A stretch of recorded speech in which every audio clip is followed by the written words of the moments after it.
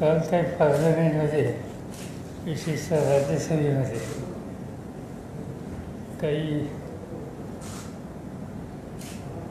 सहसा घडत नाहीत किंवा बघायला मिळत नाहीत असे प्रकार घडलेले होते. त्यासंबंधी मला थोडं आपल्याशी बोलायचं होतं. एक तर काल मला दिल्लीला जाता आलं नाही आणि त्याचं महत्त्वाचं कारण की सुप्रीम कोर्टानं या मराठा आंदोलनाच्या संबंधी आरक्षणाच्या संबंधी काही निर्णय दिले आणि त्या बाबतीत राज्य सरकारची भूमिका स्पष्ट आहे की त्याच्यामध्ये जे आरक्षणाच्या संबंधीचा यापूर्वी महाराष्ट्राच्या विधिमंडळानं 1 वर्षाचा निर्णय घेतला तो जतन केला पाहिजे, टिकवला पाहिजे आणि त्याची अंमलबजावणी कंटिन्यू झाली पाहिजे. आणि ते जर करायचं असेल तर सुप्रीम कोर्टामध्ये या बाबतीत अपील करण्याची गरज असते.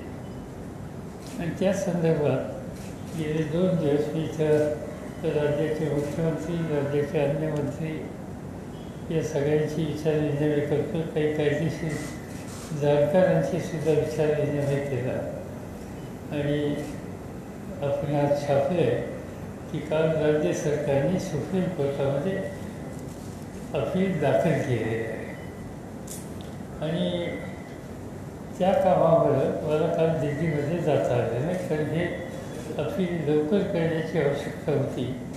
कारण महाराष्ट्रामध्ये विशेषतः तरुण पिढीच्यामध्ये या प्रश्नाच्या संबंधी अस्वस्थता हे ठिकठिकाणी आपल्याला दिसत होतं आणि त्यासाठी हे अपील लवकर करावं असा आग्रह लोकांचा होता. तो माननीय मुख्यमंत्र्यांनी मान्य करून त्याबद्दलची काळजी त्यांनी घेतली आणि त्या कामासाठी मला काल मुंबईला या ठिकाणी थांबावं लागलं. मुंबईमध्ये देशाच्या राज्यसभेमध्ये कृषीविषयक 2-3 बिलं येणार होती. त्याची साधारणतः 1, 2, 3 बिल असतील तर 1-2 दिवस 3 दिवस त्याच्यावर चर्चा होण्याची अपेक्षा होती. पण असं दिसलं जे मी टेलिव्हिजनवर सभागृहाचं काम पाहत होतो त्याच्यातून असं दिसलं की हे बिल किंवा ही बिलं तातडीनं मंजूर करावी या प्रकारचा आग्रह सत्ताधारी पक्षाचा होता. सदनामध्ये टेलिव्हिजनवरनं मी सदनाची जी कामगिरी पाहत होतो इथं त्याच्यातून या बिलाच्या संदर्भात सदस्यांना काही प्रश्न, त्यांच्या काही शंका आणि मतं ही व्यक्त करायची होती आणि त्या संबंधीचा आग्रह त्यांनी धरलेला होता. हा आग्रह बाजूला ठेवून ते सदनाचं काम पुढे रेटून नेण्याच्या संबंधीचा प्रयत्न असावा असं प्रायमाफेसी त्या ठिकाणी दिसत होतं.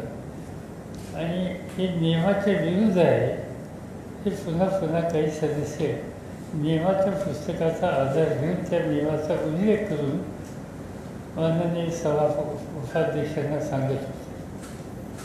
पण असं असताना सुद्धा सदस्यांना प्रतिसाद न मिळाल्यामुळे सदस्यांनी वेळमध्ये धाव घेतली.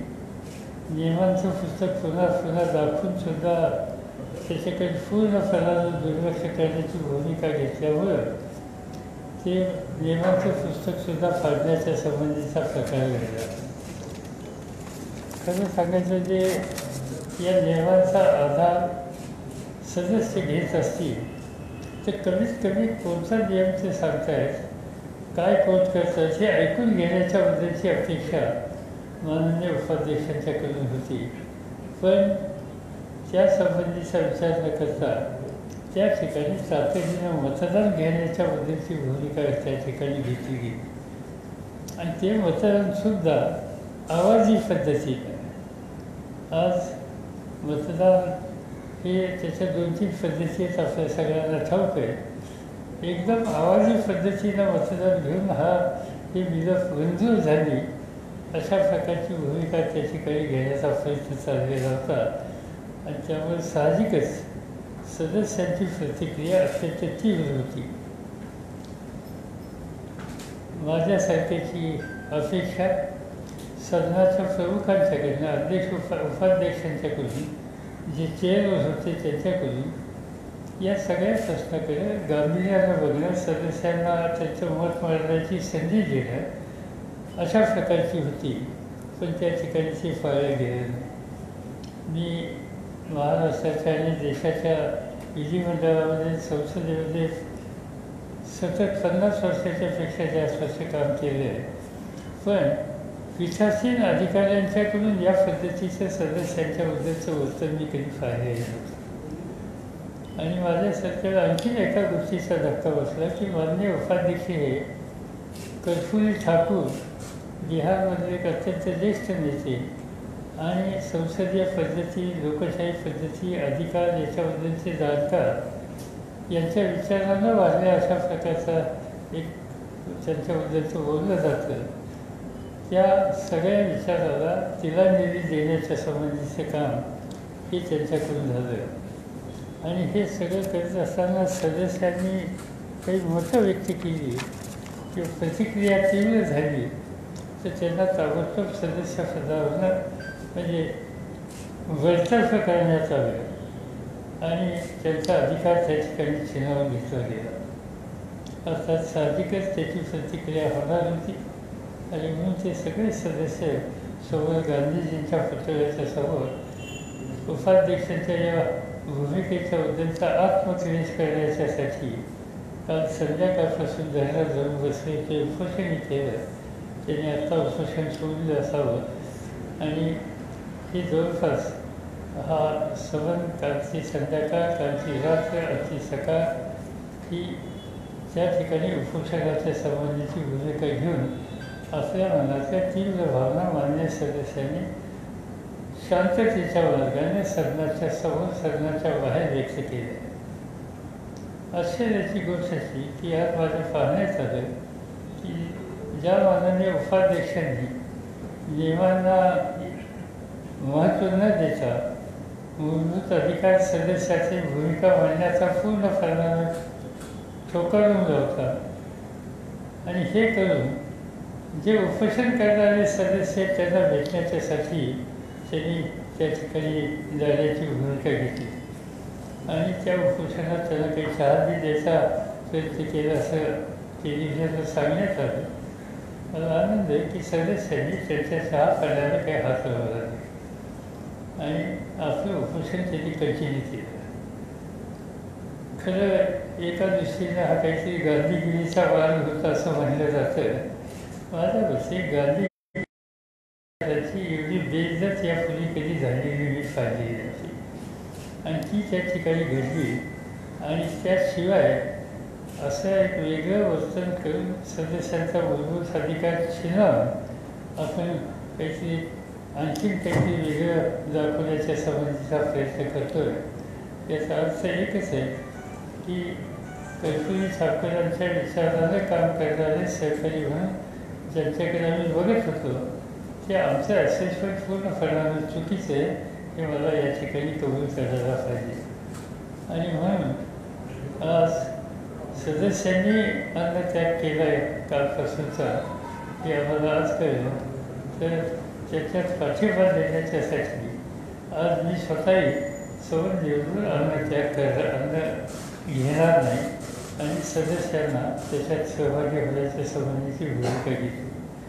अर्थात ही अशी भूमिका सदस्यांनी घेतली किंवा मी घेतली किंवा आणखीन कोणी काही घेतली तर हल्ली ज्या पद्धतीनं उपाध्यक्षांची भूमिका सदनामध्ये दिसते त्याच्यामध्ये काही परिवर्तन होईल असं म्हणणं हे अत्यंत धाडसी आहे आणि ते धाडस मी काही करू इच्छित नाही.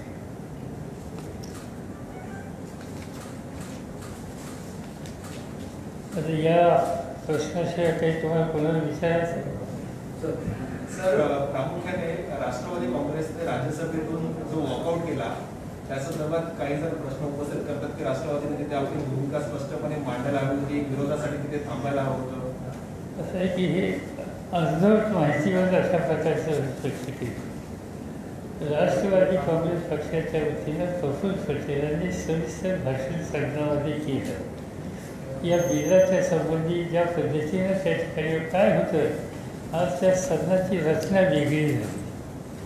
पत्रकारांना सदनामध्ये काय चाललं हे पूर्ण लक्षात यायला वेळ लागतो. त्याचं कारण आम्ही राज्यसभेत बसतो, आमची गॅलरी आहे, तिथे काही सदस्य बसतात, काही सदस्य लोकसभेमध्ये बसतात, काही सदस्य लोकसभेच्या गॅलरीमध्ये बसतात.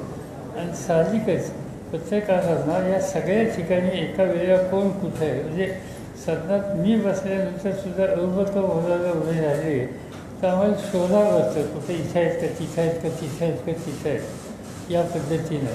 आणि त्यामुळं कोण काय बोललं किंवा बोलतं हे खूप वेळेला पत्रकारांच्या नजरेत येत नाही. राष्ट्रवादी काँग्रेस पक्षाच्या वतीनं या ठिकाणी भूमिका ही स्वच्छपणानं प्रफुल्ल पटेल यांनी मांडली आणि लोकसभेमध्ये सुप्रिया सुळे याही अनेक प्रश्नावर त्या ठिकाणी बोललेल्या होत्या.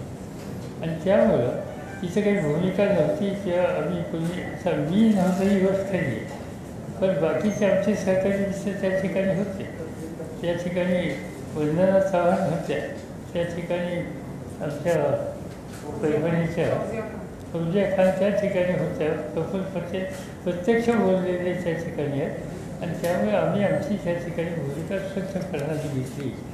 आणि ज्या वेळेला म्हणजे त्याला विरोध केला, त्याच्या पाठीमागची मतं काय जी मांडायची ती आम्ही मांडली, पण नंतर मांडून देण्याची भूमिकाच होत नाही, घेतली जात नाही हे दिसल्याच्या नंतर त्याच्याबद्दलची तीव्र भावना व्यक्त करणं आणि बाहेर करणं त्याच्या काही दुसरा पर्याय नव्हता. आणि त्यामुळं कळत काहीतरी पाठिंबा वगैरे वगैरे असं म्हणण्यात काही अर्थ नाही. ही वस्तुस्थिती तिथली नीट समजून घेऊन भाषण करायला हवं होतं. सर, शिवसेनेने पण लोकसभेमध्ये पाठिंबा दिला आणि राज्यसभेमध्ये ते तुमच्याप्रमाणे त्यांनी ॲबसेंट राहिले, त्यांनी या बाजूने मतदान केलं नाही. तर शिवसेनेच्या भूमिकेबाबत पण प्रश्नचिन्ह निर्माण झाले. शिवसेनेच्या भागात काय केले मला माहिती नाही, कारण मी काही लोकसभेत नव्हतो. पण या राज्यसभेमध्ये शिवसेनेने या बिलाला विरोध करण्याची भूमिका घेतली आणि त्या संबंधीचं मी त्याच्या प्रतिनिधीचं वक्तव्य ऐकले. पास झालेला आहे, या बिलाचा कुठेतरी परिणाम होऊ शकतो, कारण की म्हटलं जाते की एपीएमसीवरती याचा परिणाम होऊ शकतो. शेतकऱ्यांच्या जे त्यांना जो अधिकार होता त्यांच्या मालाच्या संदर्भात तो त्याच्यावरती परिणाम होऊ शकतो. भाजप असा दावा करतोय की आता मार्केट जे आहे ते पूर्णपणे शेतकऱ्यांसाठी खुलं झाले, पूर्ण देशभरामध्ये. दोन गोष्टी आहेत, 3-4 गोष्टी येतात. तो तुझ्याच्या कृषी बिलावर झाला. एक तर ही दोन्ही तिन्ही बिलं असं एका झटक्यात पास करण्याची काय आवश्यकता नसावी. प्रत्येकावर स्वतंत्र सविस्तर चर्चा होऊ शकली असती असो. पण एक बिल त्याच्यामध्ये आहे की कॉर्पोरेट सेक्टर आज हे अमेझॉन किंवा या सगळ्यांना एखाद्या राज्यामध्ये जाऊन एखाद्या गावात जाऊन की एखाद्या पिकाच्या संबंधीची पूर्ण खरेदी करण्याचा अधिकार आता आहे. आणि आजपर्यंत तसा नव्हता. म्हणजे कॉर्पोरेटचा गावातला दुकानदार व्यापारी कुणी खरेदी करतो भाजीपाला त्याला कोणाचा विरोध नव्हता. आज तुम्ही जर बघितलं की त्या मार्केट कमिटीच्या संबंधीचा उल्लेख केला गेला. मार्केट कमिटी आणि तिथं शेतकऱ्याला माल देशात कुठे विकायला परवानगी आहे या प्रकारचं जे सतत सांगितलं जातं, मला ह्याच्यात नवीन काय दिसतं, म्हणजे याच्यात विरोधाभास आहे. आता उदाहरणार्थ मुंबईचा आपल्या कोकणातला हापूसचा आंबा तुम्हाला मुंबईची दिल्लीची मिळतो, तुम्हाला कलकत्त्याची मिळतो, कुणी बंदी घातलीच आहे. किंवा नाशिकची द्राक्ष ही देशात कुठेही आपल्याला विकता येतात. तर अशा अनेक गोष्टी आहेत की ज्या या राज्यामध्ये यापूर्वीसुद्धा होत्या. प्रश्न कुठं आलेला आहे? प्रश्न कृषी बाजार समितीमध्ये काही गोष्टींची खरेदी ही विशेषतः पंजाब, हरियाणा आणि वेस्टर्न UP इथून केली जाते. उदाहरणार्थ गहू, तांदूळ. आणि ती खरेदी प्रामुख्यानं फूड कॉर्पोरेशन ऑफ इंडिया यांच्या वतीनं MSP जाहीर करून केली जाते. ते काम मी 10 वर्ष बघितले, त्यामुळे मला त्याची थोडी माहिती आहे.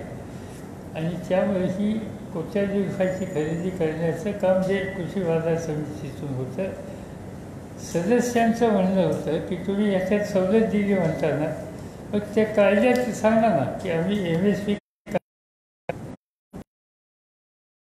सपोर्ट प्राईसचा जो आहे तो आम्ही संपूर्ण त्या ठिकाणी रिझर्व करू, पण त्याच्यासंबंधीचं काही स्पष्टीकरण त्या ठिकाणी झालं नाही. आता देत आहे, हे सगळं झाल्याच्या नंतर सांगितलं जातं आहे, पण त्याची सदनामध्ये चर्चेमध्ये ते जर करता आलं असतं तर बरं झालं असतं. आणि ही शंका लोकांच्या समोर का येत होती? एका बाजूनं तुम्ही मार्केट खुले असं म्हणतात आणि दुसऱ्या बाजूनं नाशिकचा कांदा परदेशात बंदी का घातली तुम्ही? मुंबईचा का तुम्ही त्या ठिकाणी थांबवलं? त्या ठिकाणी सांगण्यात आलं की कांद्याचे भाव वाढल्यामुळे महागाई झाली. आम्हा लोकांचं म्हणणं एकच होतं की तुम्ही रोजच्या जेवणामध्ये तुमचा जो खर्च आहे, रोजच्या जेवणामध्ये जो खर्च आहे, समजा लंच जर तुम्ही गेलात एक तर सकाळी तुम्ही भोजनाला बसला काय, तुम्ही चपाती घ्याल, गहू खाल, तांदूळ घाल, एखादी भाजी घाल, या सगळ्याचा खर्च किती आणि त्या खर्चामध्ये कांद्याचं शेअर किती? दैनंदिन लंच अँड डिनरमध्ये कांद्याचं कॉन्ट्रिब्युशन तुमच्या जेवणात किती आहे? शिल्लक आहे. असं असताना कांद्यामुळं महागाई झाली म्हणून लगेच परदेशाचे सगळे कॉन्ट्रॅक्ट हे रद्दबातल करायचे किंवा थांबायचे, हा धोका सरकारच्या मनातही त्यावेळेचं सरकार त्या ठिकाणी निर्णय घेऊ शकतो आणि ते कायद्याचंच तुम्ही आम्हाला अधिवेशन द्या, हा आग्रह त्याच्या पाठीमागचा होता. आणि तो अभिप्राय ह्या ठिकाणी पाळला गेला नाही. आज हे सकाळ दुपार निर्णय जे घेतले जातात त्याचे दुष्परिणाम बाहेरच्या बाजारामध्ये भारताबद्दलचे वाईट होते. मी स्वतः एकदा देशाचा अन्न खात्याचा मंत्री म्हणून प्रधानमंत्री त्यावेळचे नरसिंहराव यांच्या सांगण्यावरनं श्रीलंकेचे राष्ट्रपती, काय त्यांचं नाव असं आत्ताचे जे प्राईम मिनिस्टर आहेत ते राजपक्षे, त्यांना मी भेटायला गेलो आणि आम्ही तुम्हाला पाहिजे तसा सप्लाय करायला तयार आहोत वगैरे सगळी चर्चा केली. पण त्यांनी काही गोष्टी बंदी घातली. त्यांनी सांगितलं की आम्हाला तुमच्याकडून माल घेणं केवळ फायद्याचं आहे, जवळ आहे, पण you are not reliable supplier. तुमच्या देशामध्ये त्याची कमतरता वाटली, किमती वाढल्या की तुम्ही बॅन करता एक्सपोर्ट, आणि तुम्ही बॅन केला तर आमच्याकडे फजिती होते, कारण आम्ही तुमच्याकडनं माल येईल या अपेक्षेवर आमचं नियोजन केलेलं होतं. तर ते तुम्ही पाळलं नाही तर आमची फजिती होते. नेमके हेच बांगलादेशमध्ये काल झालं. बांगलादेशमध्ये कांद्याच्या बंदीच्या नंतर त्यांनी आपली नापसंती व्यक्त केली. तर याच्यामध्ये या प्रकारची धोरणं ही शेती, शेतमाल, शेतकरी या सगळ्यांच्या दृष्टीने आणि ग्राहकाच्या दृष्टीने आणि आंतरराष्ट्रीय बाजारपेठीच्या दृष्टीने योग्य नाही. या सगळ्या गोष्टीच्या संबंधीचा उल्लेख तिथं कुठं ना कुठे केला पाहिजे. हे आहे आज जे सांगितलं जातं की आता आम्ही सगळ्याकडे माल विकायला परवानगी आहे. ठीक आहे, मग परवानगी असेल तर ह्या बॅन काढून टाका. त्यांचे बॅन आजही आहेत. आज नाशिकचा कांदा परदेशात जाऊ शकत नाही. आता JNPTला जो माल पडलेला होता, केवळ मी बोलणं योग्य नाही, पण आम्ही फार आग्रह केला तिथे की तो माल तरी जावा ना. तिथे 2 मेसेज लागलेली आहेत, 500-200 ट्रक्स उभे आहेत. मग शेवटी त्याला परवानगी दिली आणि तो माल कॉमर्स मिनिस्टरनी सहकार्य केल्यावर आज बाहेर जायला लागेल. पण तो गेला, पण बाकीच्याला काही हात लावलेला नाही, त्याला काही परवानगी नाही. तर हा विरोधाभास आहे. एका बाजूने तुम्ही कृषी बाजार समिती आता बंधनं काढली, आम्ही सर्व देशाचं मार्केट खुलं केलं हे सांगता आणि नंतर या प्रकारची बंधनं घालता.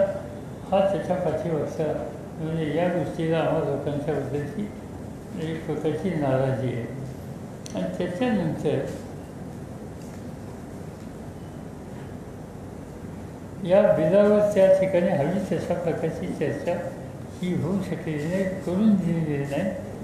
आणि त्यामुळे आज काही सांगितलं, किती जाहिराती दिल्या, ठीक आहे, वृत्तपत्राच्या दृष्टीने चांगलं आहे, संवत्सरफेर ॲडमिटचे, त्याच्यावर काही वाईट वाटायचं कारण नाही. विशेषतः वृत्तपत्रांनी असं मला सकाळमध्ये नाही कळलं. त्यामुळे या गोष्टी घडत आहेत. पण हे याच वेळेला करण्याची वेळ काढली याच्याकडे सुद्धा विचार करण्याची आवश्यकता आहे. सर आपने अन्य जॉब को आप 10 लाख क्यों दिया, ये जरा हिंदी में बताएंगे? आणि मराठी होतं सर, उपाध्यक्ष हरिवंश यांनी राष्ट्रपतींना पत्र लिहिलेलं आहे आणि त्यांनी म्हटलंय की जे निलंबित खासदार आहेत त्यांनी लोकशाहीचं वस्त्रहरण केलेलं आहे आणि ते स्वतः एक दिवस उपोषण करणार आहे. नाही, उपाध्यक्षांचं एकंदर भूमिका सदनाकडे सदस्यांच्याकडे बघण्याची, ती त्या सदनाच्या प्रतिष्ठेची आणि त्या पदाचा प्रचंड अवमूल्यन करणारी आहे. आणि त्यामुळेच मी स्वतःच आज त्यांच्या एक दिवसाच्या उपोषणामध्ये सहभागी होणार आहे. सर, ते बिहारचे आहेत आणि परत पुन्हा त्यामध्ये बिहारचा देखील इश्यू आणण्यात आला आहे की बिहारच्या एका नेत्याचा अशा पद्धतीने अपमान करण्यात आला आणि त्यामध्ये असं की त्यांचं वर्तन साधण्यामधलं कसं आहे हे संबंध देशाने बघितलं. मला काळजी आहे की बिहारच्या लोकांना सुद्धा चिंता वाटली असेल की आपला प्रतिनिधी काय करतो. भाऊसाहेब, तुम्ही सांगताय की मराठा आरक्षणाच्या संदर्भातल्या घडामोडीसाठी तुम्ही थांबला होता. काल तुम्ही सांगितलं होतं की ऑर्डिनन्स काढायला हवा आहे, जर याला एक पर्याय दिला होता. कशाचा? मराठा आरक्षणाच्या संदर्भात ऑर्डिनन्स काढून आपण एक पर्याय दिला होता. नाही, असं की त्याच्यात आम्ही 3-4 पर्याय होते. त्यातला तज्ज्ञांचा सल्ला शेवटी महत्त्वाचा आहे. रिनाऊंड लॉयर्स या सगळ्यांना कन्सल्ट केलं गेलं आणि त्या सगळ्यांचं मत सामुदायिक हे होतं की अपील तातडीने करणं गरजेचं आहे आणि स्टे उठवायची मागणी गरजेचं आहे. आणि त्यामुळे हे जर तज्ज्ञ काय कायदेशीर तज्ज्ञ नाही, त्यातल्या तज्ज्ञांनी सांगितलं आणि तर तो विचार राज्य सरकारने स्वीकारला. धनगर समाजाच्या लोकांनी काल परभणीमध्ये मराठवाड्यामध्ये अनेक ठिकाणी आंदोलन केलेलं आहे. त्या संदर्भात काय भूमिका असणार आहे सरकारची? माहिती नाही आता, कारण मी कालच्या अर्थव्यवस्थाशास्त्रामध्ये वाचलेली आहे की त्याच्यामध्ये आम्हाला लोकांची भूमिका यापूर्वी हा एकदा प्रश्न महाराष्ट्रात आला होता. आदिवासींच्यासाठी राखीव केलेल्या जागेला धक्का न देता धनगर समाजाच्यासाठी स्वतंत्र तरतूद करायला आम्हा लोकांचा राष्ट्रवादी काँग्रेसकडून पाठिंबा आहे. ही भूमिका आज नाही, पण मागे एकदा हा प्रश्न आला होता महाराष्ट्रात, त्यावेळेला आम्ही जाहीर केलं. सर, अशोक चव्हाण म्हणतात की कॉर्डिनेशन अजून चांगलं होऊ शकलं असतं. ज्याप्रमाणे राज्यात तिन्ही पक्षांचं कॉर्डिनेशन आहे, जर ते दिल्लीत किंवा संसदेत दिसलं असतं तर कदाचित हे कन्फ्युजन टाळता आलं असतं. काय वाटतं? मला काही वाटत नाही. तसं कॉर्डिनेशन कसं सुप्रीम कोर्टात केस मांडली, कपिल सिब्बलसारख्या एक देशातलं अतिशय उत्तम लॉयर त्या ठिकाणी होते. दुसरे आमचे पार्लमेंटचे मेंबर काय त्यांचं नाव अभिषेक सिंघवी, देशातले एक मोठे लॉयर ते त्या ठिकाणी होते. रोहितजी त्या ठिकाणी होते. म्हणजे you name a topmost lawyer of the country. ते सगळेजण राज्य सरकारच्या आणि आरक्षणाच्या बाजूने त्या ठिकाणी मांडत होते. त्यांचं कोऑर्डिनेशन होतं आणि ती केस त्यांनी त्या ठिकाणी उत्तम दृष्टीत मांडली. मी स्वतः केस फॉलो करत होतो. मी काही कोर्टात गेलेले नाही किंवा होती नाही, पण काय चाललं याची माहिती घेतली. सर, काँग्रेस कदाचित शेतकरी विधेयकांवरून रस्त्यावर सुद्धा आंदोलन करण्याची तयारी करत आहे. राष्ट्रवादी काँग्रेससोबत अशा पद्धतीने आंदोलन रस्त्यावर करणार नाही, मला माहिती नाही, कारण मी वर्तमानपत्रात वाचलं आहे. त्या पक्षाच्या पातळीवर आमचे लोक बोलतील त्यांच्याशी, नंतर हा निर्णय घेतील. सर, शेतकरी जे आहे ते कृषी विधेयकाच्या विरुद्ध रस्त्यावर उतरणार आहे. देशव्यापी आंदोलन देखील त्यांचं 25 तारखेला आहे अशी माहिती मिळते. तर राष्ट्रवादी काँग्रेसची भूमिका काय असते? नाही, असं आहे की हे संबंध देशातल्या 100-125 संघटना काही एकत्रित करत आहेत. आणखी एक कामगारांच्या दिलाच्या संबंधीसुद्धा देशातल्या कामगार संघटना काही पावलं टाकतात. त्या सगळ्यामध्ये आपण सहभागी व्हावं असं आमच्या सगळ्या सहकाऱ्यांचं मत आहे. पण तो निर्णय अधिकृतपणाने जाहीर करतील. आम्ही त्याच्यात पाठिंबा देणार आहोत, सहभागी होणार आहोत. पवार साहब, एक सवाल ये था आपसे, आपके हिसाब से इस नए फार्म बिल में ऐसी कौन सी बात है जिसके लिए मोदी जी अपने मुस्तकबिल को दांव पे लगाने के लिए तैयार है? नहीं, कहा कि क्या दाव पे लगाएंगे? इतने बड़े पैमाने पे उसकी जो मुखालिफत हो रही है उसके बावजूद भी वो उस पर अड़े हुए हैं। आप ये देखिए, आज इसकी रिएक्शन सबसे ज़्यादा कहाँ है? आज सबसे ज़्यादा रिएक्शन है हरियाणा, पंजाब, वेस्टर्न यूपी। इस एरिया में जो क्रॉप तैयार होते हैं, आज खासतौर पर धान और गेहूँ, और इसका 100% प्रोक्योरमेंट या 80% प्रोक्योरमेंट, 90% प्रोक्योरमेंट ये फुल कॉन्स्टिट्यूशन ऑफ इंडिया कहती है। जो जिस तरह से बिल की बातें सदन के सामने या लोगों के सामने रखी गई, इसमें ये कॉन्फिडेंस इसमें दिया नहीं था। इसकी शार्प रिएक्शन उस क्षेत्र में देश के ज़्यादा हुई। यहाँ प्याज के बारे में जितनी बात होती है, इतनी गेहूं के बारे में यहाँ बात होती नहीं, धान के बारे में यहाँ बात होती नहीं, क्योंकि Maharashtra is one of the major fat producer, onion producer state, और इसलिए अलग अलग स्थिति अलग अलग राज्य की। जिस तरह से आप देख रहे हैं सुशांत केस में अब ड्रग्स का मामला नया सामने आया है, कई ऐसे सितारे जिनका नाम खुल गया है, पूरे को किस तरह देख रहे हैं? मुझे कुछ मालूम नहीं, मैं इसमें इतना ध्यान देता नहीं। मुझे लगता है कि ये केस को यानी किसी की भी सुसाइड हो तो दुख होता है, इसमें कोई बात नहीं, सुसाइड होती है। मुझे एक है कि एक सुसाइड के बारे में पूरे देश में पिछले 3 महीने से इतनी सीरियस चर्चा चालू है, इससे एक लोगों को लगा है कि भाई ये सीधे आत्महत्या होनी नहीं चाहिए थी। मगर मुझे डर ये है कि हर दिन 10 या 15 या हर महीने को 50 किसान आत्महत्या करते हैं, इस बारे में नज़रअंदाज करना वो मुझे ठीक नहीं लगता। सर, आपने आज के दिन अन्य त्याग का फैसला किया, संक्षेप में बताएंगे कि ये फैसला आपने क्यों किया है? क्या अन्य त्याग का फैसला किया आज के दिन? नहीं, क्योंकि जिस सदन में मैं बैठता हूँ वहाँ के उपाध्यक्ष ने ये सब इस तरह की ट्रीटमेंट अपोजिशन के देने के बाद उन्होंने अन्न त्याग किया, तो इस बारे में उनके बारे में इनके लिए तथाकथित गांधीगिरी के बारे में अपनी तीव्र वेदना ये स्पष्ट करने के लिए मैं इसमें शामिल हूँ। गृहमंत्री अनिल देशमुख यांनी IPS अधिकाऱ्यांबाबत एक वक्तव्य केलं होतं. त्यांना विचारायला बाबा विषय असा की भूमिकेसाठी आपल्या पार्टीचे गृहमंत्री आहेत, त्यांच्याकडे काय जे असेल ते त्यांनी केलेले असेल त्यांना विचारा, मला स्वतःला माहिती असेल तर काही कारण नाही. राज्याचे मुख्यमंत्री उद्धव ठाकरेंचा कारभार कोरोनाच्या कार्यकाळामध्ये आता सुधारला आहे असं वाटतं का? कारण की पुण्यामध्ये अत्यंत रुग्णांची संख्या वाढतीये, नागपूर, नांदेड, सोलापूर, मुंबईमध्ये आता आवाक्याच्या बाहेर गेले जात आहेत. मला माहिती नाही, पण मी अधिकाऱ्यांशी काल बोललेलं आहे आणि मी डेली बोलतो या सगळ्या महत्त्वाच्या ठिकाणी. मला पुण्याचा ग्राफ कालचा जो रिपोर्ट आहे त्यानुसार म्हणजे परिस्थिती चिंताजनक होती, तो आता खाली यायला लागलेला असं दिसतं.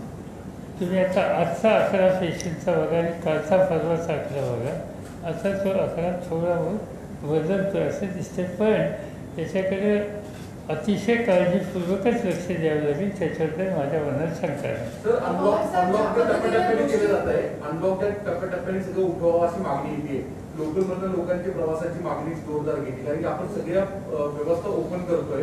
अशा वेळेस मुंबईसारख्या शहरांमध्ये अशा मोठ्या प्रमाणात मागणी केली जाते. राज्य सरकार याबाबतची भूमिका काय घेतं? ते राज्य सरकारने ठरवायचे, पण मला विचारलं राज्य सरकारने, तुम्ही सांगेन तुम्ही सोशल डिस्टन्सिंगच्या संबंधीची काळजी घ्या आणि या बाबतीत हळूहळू तुम्ही या सगळ्या गोष्टीचा आपल्याला सामना करावा लागेल, त्याच्याबरोबर जगावं लागेल, ही स्थिती निर्माण करा.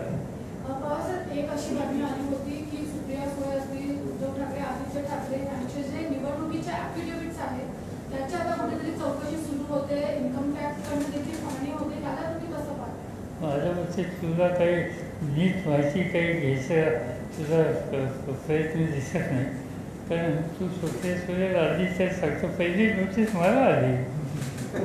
मला असं वाटतं की या दोघांच्यापेक्षा माझी थोडी ग्रेड वर असावी.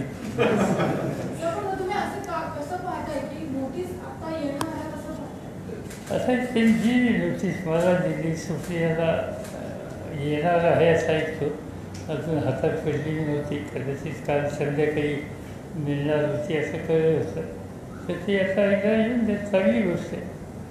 पण सर्व देशातल्या इतक्या सदस्यांच्यामध्ये आम्हा लोकांच्याबद्दलची एक प्रेमाची भावना की जी दिसते त्याच्याबद्दलचा आनंद आहे आम्हाला. मला काल नोटीस आलेली, त्यांनी मला काही काही गोष्टीची माहिती दिली. महाराष्ट्रामध्ये महाविकास आघाडीचं सरकार आहे, त्यामध्ये राष्ट्रवादी काँग्रेस शिवसेना आहे, म्हणून ते सिलेक्टिव्ह सदस्यांना अशा पद्धतीने नोटीस पाठवली. ते मला माहिती, पण मला आधी एवढं माहिती. सर गेल्या काही दिवस जर तुम्ही घटना पाहिल्या सर, तर सतत राष्ट्रपती राजवट महाराष्ट्रात लागू व्हावी अशी मागणी विविध लोकांकडून येत आहे. कोण विविध लोक कोण आहेत असे ज्याचा परिणाम सगळं महाराष्ट्राच्या किंवा देशाच्या जनते होईल देशाची त्याला काही कारण आहे का? राष्ट्रपती राजवटीची काही गमत आहे का? या ठिकाणी क्लिअर कट मेजॉरिटी आहे.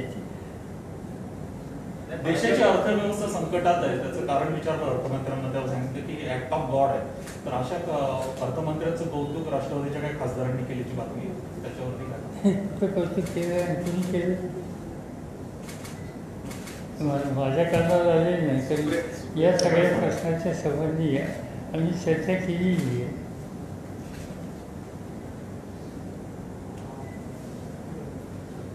बाकी काय नाही ना. इन्कम टॅक्सच नोटीस आहे ना ती आली तुम्हाला? इन्कम टॅक्स म्हणजे इलेक्शन कमिशनच्या सांगण्यावरून इन्कम टॅक्सने ही नोटीस दिलेली आहे असं त्या नोटीसमध्ये उल्लेख. ज्यावेळेस ईडीची नोटीस आली त्यावेळेस तुम्ही ईडीवरती जाणार होते, ईडीकडे धाव घेणार होती, असं काही आता प्लॅन आहे का? नाही, आता ही इन्कम टॅक्सची नोटीस आहे, त्याचं उत्तर द्यावंच लागेल. ते उत्तर नाही दिलं तर 10,000 रुपये दंड आहे एका दिवसाला, असं काहीतरी आहे त्याच्यात. त्यामुळे आम्ही ती लवकरच देऊ. आणि तुम्ही सोशल डिस्टन्स पाळत नाही त्यामुळे तुम्हाला एखादा दंड मिळेल.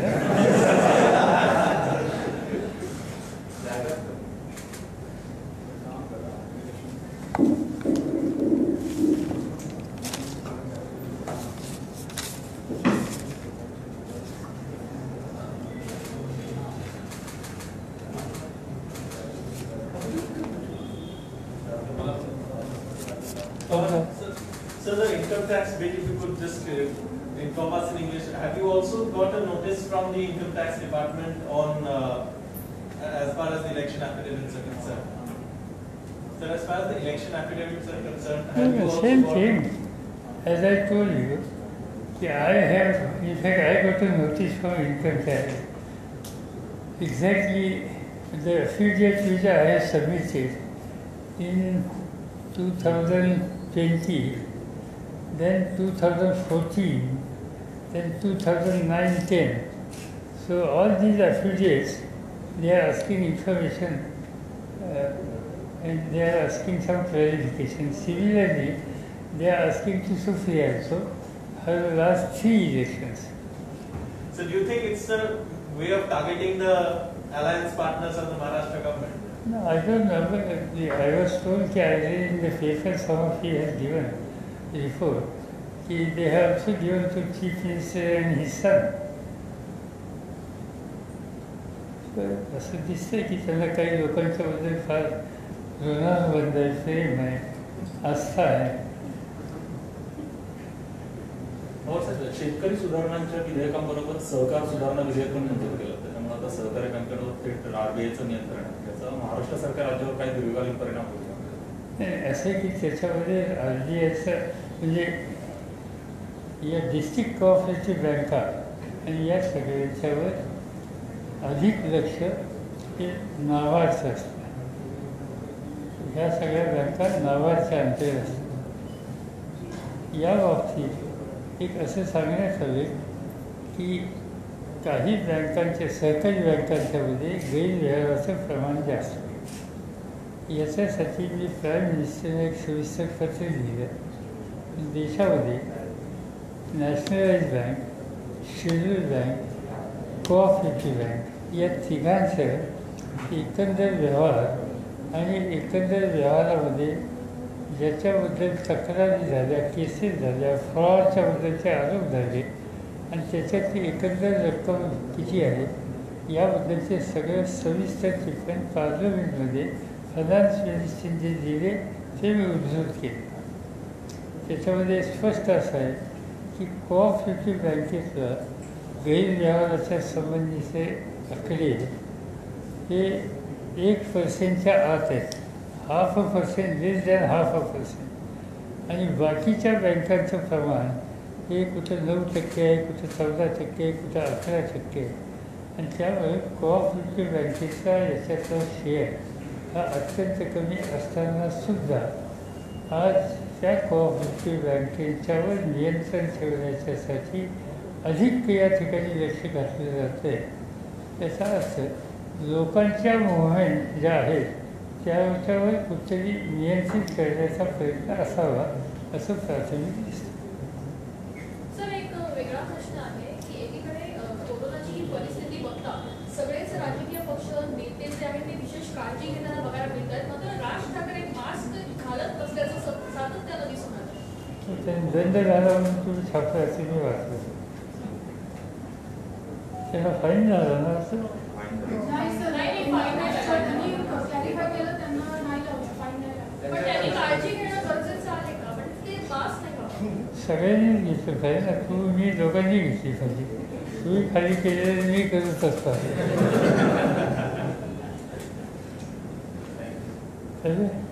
थँक्यू.